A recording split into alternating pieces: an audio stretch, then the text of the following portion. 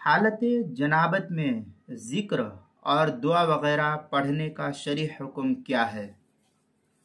حالت جنابت میں ذکر کرنے اور دعائیں پڑھنے میں کوئی حرج نہیں ہے، حتیٰ کہ فقہا یہ بھی لکھتے ہیں کہ دعا کی آیتوں کو بھی دعا کی نیت سے پڑھا جا سکتا ہے، قرآن کی نیت سے نہیں، لیکن بہتر یہ ہے کہ کم از کم وضو کر کے اذکار اور ادعیہ معصورہ دعائیں وغیرہ جو ہے اس کو پڑھا جائے۔ یہ کم از کم درجہ ہے کہ باوضو ہو جائے اور اس کے بعد جو ہے دعا وغیرہ کو پڑھے تو یہ اس کے لیے پڑھنا جائز ہے۔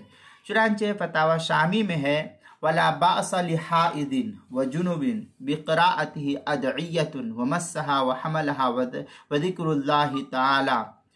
یہ اس طریقے کی عبارت فتاوی شامی میں بھی ہے، قَوْلُهُ لَا بَأْسَ يُشِيرُ إِلَىٰ أَنَّ وُضُوءَ الْجُنُبِ لِهَٰذِهِ الْأَشْيَاءِ مُسْتَحَبٌّ كَوُضُوءِ الْمُحْدِثِ۔